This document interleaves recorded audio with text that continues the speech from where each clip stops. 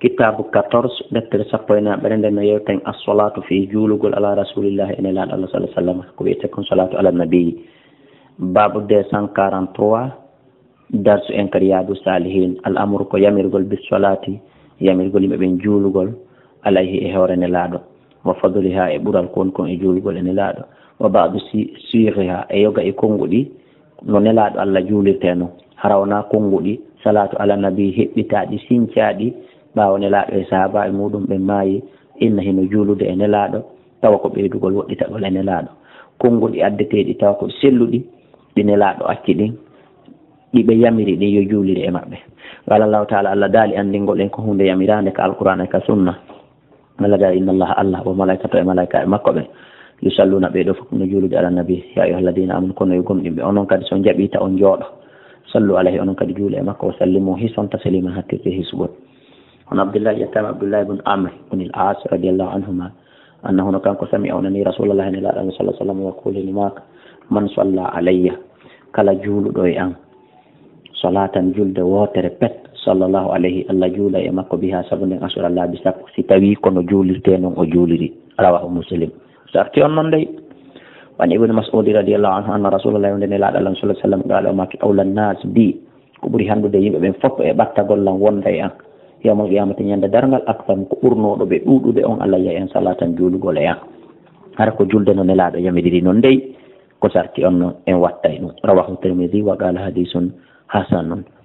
wan aus bun aus yettama e aus mo aus radiallahu anhu qala o maki qala rasulullah sallallahu alaihi wasallam nelaaɗo maki inna min afdali ayyamikum ande ko ɓuri moƴƴude e ñalaaɗi mum weeta ɗi niɓɓa ɗin fof yawmul jum'a ko nde ñalande jum'a sabu noon ko e nde baba adama taga ko e nde aljanna taga ko e nde darngal daroto ko e nde aljanna naatete ɓe maki fa actiru ɗuɗɗine alayya e amina solati e juulugol fihi e nder nde ñalande ɗuɗɗine juulugol e an e nder nde ñalande legoy fa inna salatakum ande julde mon ko juuloto e an ko ma'rudatun alayya weeɓitantelangoy waɗantelan contrat ndi kaarijo juuli e ma laabitel kaarijo kadi juuli e ma laabitel enen hiɗe raɓɓinɗini e waɗugol adkar e juulugol ene laaɗo faɗo aluɓe ni ya rasulallah kayne laaɗo Allah wa kayfa tu'ridu salatuna alayka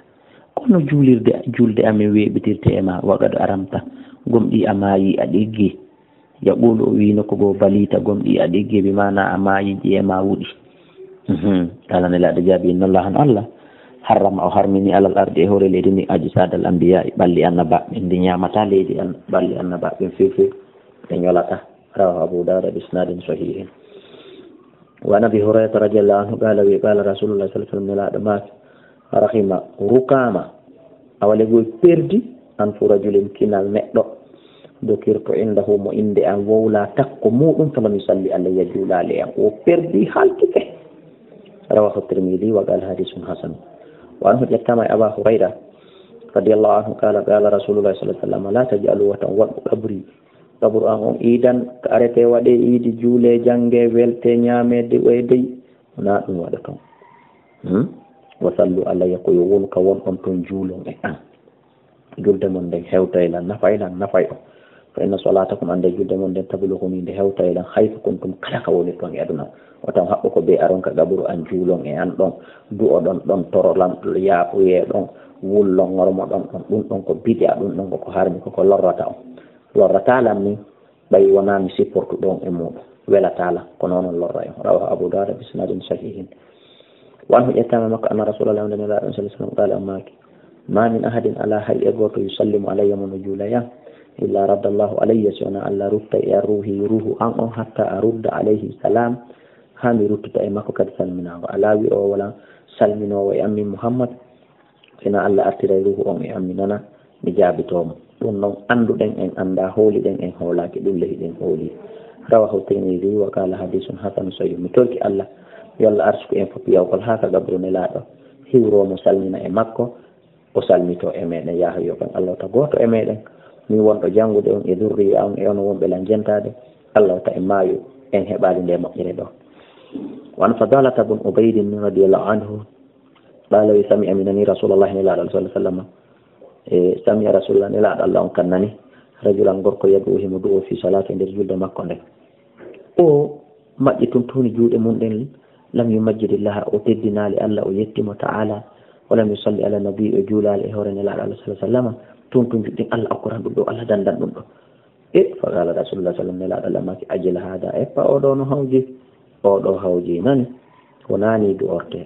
ثم دعاه رتي بندم فقال له بما كنمو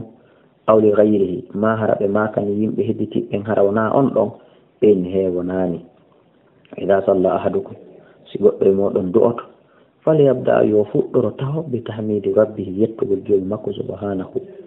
والثناء عليه إمان تقل الجيل مكو ثم يصلي على النبي تفتي جولا ينهور أن باج الله صلى الله عليه وسلم سو غيني دون ثم يدور تي أدعو نون بعد أوتلون بما شاء كوفالا كون أترو الله نون كوفالا أمولو الله نون كوفالا دون نجيه استراتيجي جابنا الدعاء رواه أبو داود الترمذي وقال حديث حسن صحيح. وعن أبي محمد كعب بن أجرة رضي الله عنه قال خرج علينا يلتت نعامه النبي صلى الله عليه وسلم فقلنا إني يا رسول الله قد علمنا قم ديما عندي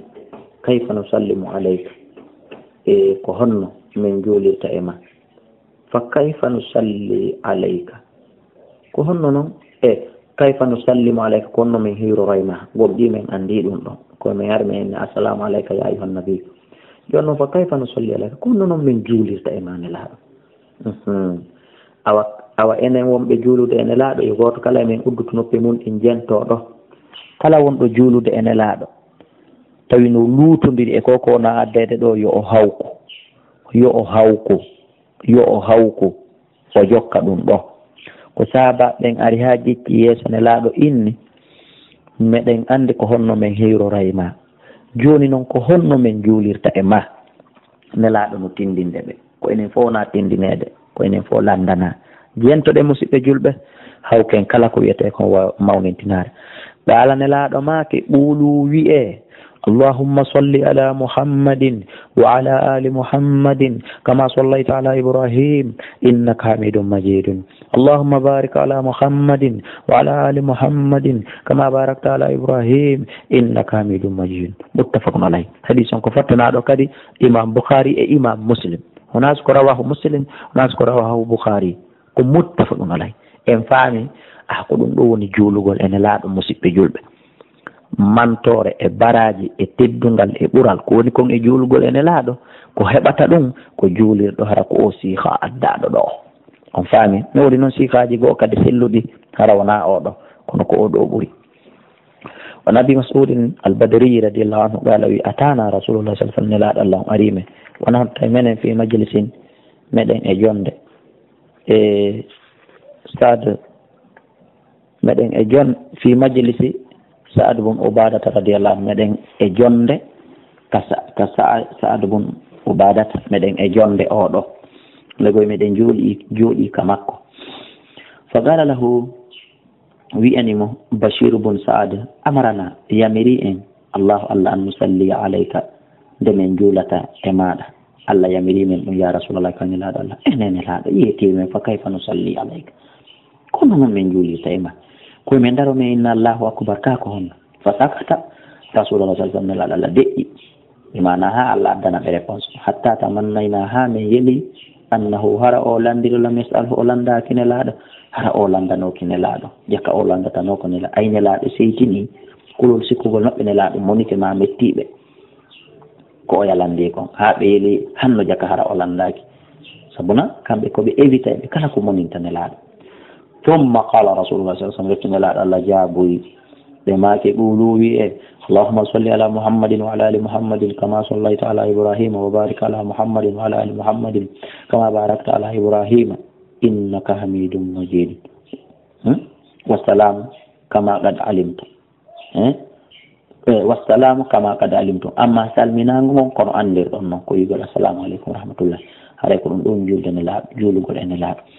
o yi do e ɓaawto no serti seeɗa kono fof ko gootum ko ɗum waɗi somi inni nanen minni ko o siiha ɗo e ko oɗo e siihaji goo kadi no toon kadi selluɗi ko ɗum waɗi somin noon ɗum naane o anndi to ko ɓe inni e innaka hamidum majidum ɓe inna kadi allahuma barik ala muhammad e ha kadi ka innaka hamidum majidum ɗo noon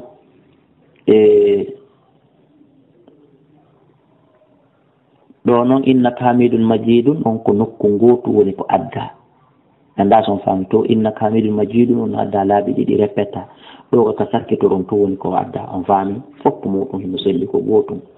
rawahu muslim wan abi humaydin as-sa'idi radiyallahu anhu qala wi laɗo make ɓe qaalu kamɓe sahabaɓe ɓe ya rasulullah kayfa nusalli alayka kono men julirta ema qala mi laɗo jaabi e yo ɓulu wi allahumma salli ala muhammadin وعلى أزواجه وذريته كما صليت على إبراهيم وبارك على محمد وعلى أزواجه وذريته كما باركت على إبراهيم إنك حميد مجيد أو كده مسلم متفق عليه هي قلنا نن يقول اللهم صل على محمد وعلى آله وصحبه وسلم مسلم يقول اللهم صل على سيدنا محمد وعلى آله وصحبه وأزواجه وسلم هي مسلم يقول اللهم صل على محمد وسلم هي مسلم يفهم هي مسلم on faami ka harayo Allah tabaraka wa ta'ala muttafaqun alayhi de sonko fottanaɗo Allah on arsuku en juulirgol ene laaɗo no hana juulirede no okkoro en baraji e moƴƴere ko foda kon e muɗum ya hayyu ya qayyum ya rabbal alamin amin wallahu a'la wa a'lam